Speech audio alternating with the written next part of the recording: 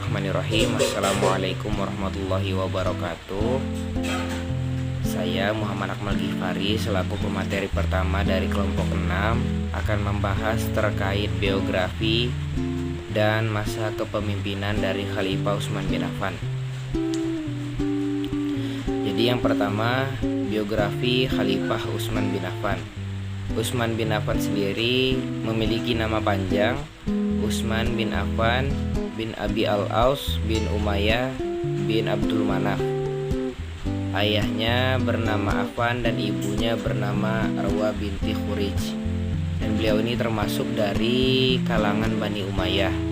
Beliau lahir pada tahun 576 Masehi, 6 tahun setelah kelahirannya Nabi Muhammad. Beliau ini memiliki perawakan yang tidak terlalu tinggi dan juga tidak terlalu pendek. Kemudian memiliki kulit tubuh yang lembut, dada yang lebar, dan juga termasuk dari kalangan orang-orang yang dermawan dan orang-orang kaya dari kalangan Bani Umayyah pada saat itu. Kemudian Utsman bin Affan sendiri masih memiliki satu garis keturunan dengan Rasulullah SAW, yang mana nenek dari Utsman bin Affan ini yang bernama Ummu Hukaim dan ayahnya Rasulullah yang bernama Abdullah itu saudara sekandung. Jadi secara tidak langsung Utsman bin Affan ini adalah keponakan dari Rasulullah SAW. Kemudian ke pembahasan selanjutnya terkait pengangkatan dan masa kekhalifahan Utsman bin Affan. Jadi proses pengangkatan Khalifah Utsman ini berbeda dengan pengangkatan khalifah-khalifah sebelumnya, yaitu Abu Bakar As-Siddiq dan Umar bin Khattab yang ditunjuk secara langsung. Kalau Khalifah Utsman bin Affan ini proses pengangkatannya melalui Majelis Syuro yang melakukan musyawarah terkait siapa yang berhak untuk melanjutkan kepemimpinan dari keislaman ini sendiri. Jadi ketika itu ketua dari Majelis Syuro yang bernama Abdurrahman bin Auf, beliau ini memimpin sidangnya selama 3 hari, dan di sana terdapat beberapa calon khalifah seperti Ali bin Abi Thalib, Utsman bin Affan dan yang lainnya. Dan selama 3 hari itu suara terbanyak yang mendapat suara terbanyak yaitu adalah Khalifah Utsman bin Affan. Oleh karena itulah yang menjadi khalifah ketiga Islam ialah Utsman bin Affan.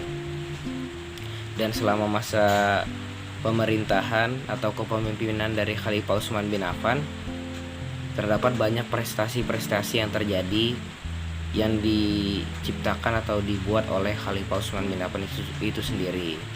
Oleh karena itu setelah ini nanti akan dibahas oleh saudari Putri Ayu, yang mana ia akan membahas tentang prestasi dari Khalifah Utsman bin Affan.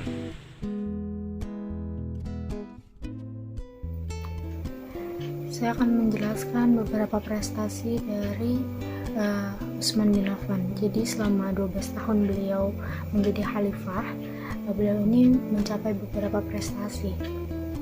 Nah, diantaranya itu beliau memodifikasi mushaf Al-Quran. Jadi pada tahun beliau berpemerintah gitu ya, terjadilah sebuah peristiwa di mana ada seorang sahabat melihat sebuah perselisihan antara tentara Islam ketika menaklukkan Armenia dan Azerbaijan. Nah, dari masing-masing pihak ini menganggap bahwa bacaan mereka itu sudah paling baik. Nah, lalu kejadian ini dilaporkan oleh Hudzaifah bin Yaman kepada Khalifah Utsman bin Affan, dan beliau menindaklanjuti dengan membentuk sebuah panitia untuk merancang Al-Quran gitu ya. Hasil ini panitia ini ditujukan untuk menyalin ulang ayat-ayat dengan bentuk mushaf. Lalu terdapatlah sebanyak 4 buah mushaf. Nah, itu masing-masing mushaf dijadikan pedoman untuk daerah masing-masing, dan naskah yang ditinggalkan di kota Madinah itu disebut dengan mushaf Utsmani. Lalu yang kedua adalah prestasi beliau untuk merenovasi Masjid Nabawi. Nah, awal mulanya ini Masjid Nabawi kan sangat sederhana dan kecil, lalu oleh beliau ini direnovasi dan diperluas lagi Selain memperluasnya juga, beliau membangun dengan bentuk dan jaraknya yang makin memperlihatkan keindahan bangunan tersebut. Lalu ada juga pembentukan angkatan laut. Jadi di masa pemerintahan Khalifah Utsman bin Affan, Islam ini sudah mencapai Afrika, Siprus, bahkan ke wilayah Eropa.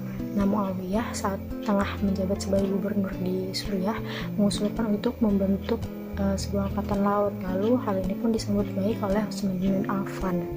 Lalu ada juga perluasan wilayah Islam. Nah, perluasan wilayah Islam ini terjadi di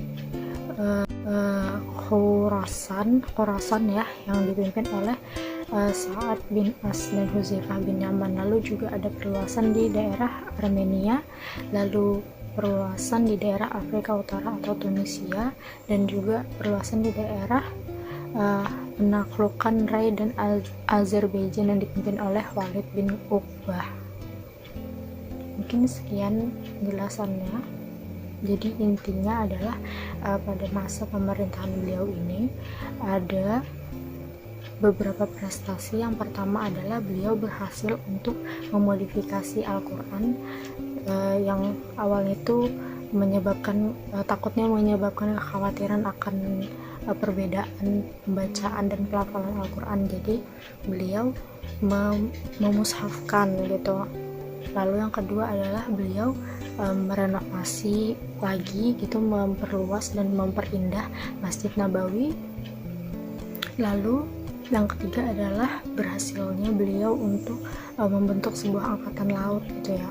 Lalu yang terakhir itu adalah beliau berhasil untuk memperluas lagi wilayah Islam pada saat itu.